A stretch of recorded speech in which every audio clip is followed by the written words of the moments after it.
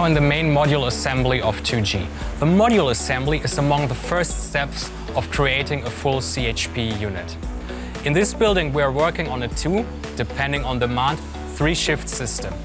Our specialized staff ensures a high level of product quality following standardized procedures in the manufacturing process. We are on the shop floor.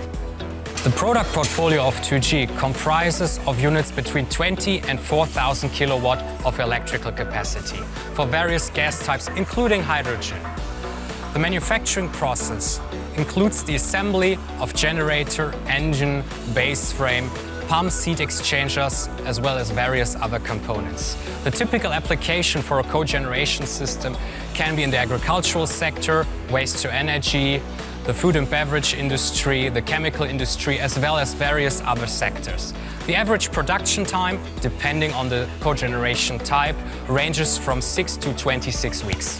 The working principle of a cogeneration system is the simultaneous conversion of the fuel into electrical and thermal energy.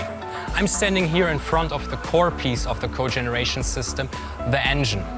In 2008, 2G started its own R&D efforts that nowadays allow us to provide customers with units that are distinct due to high reliability, a very high efficiency, and overall optimized total cost of ownership. It also allows us to provide equipment with distinct configuration to match specific fuel requirements.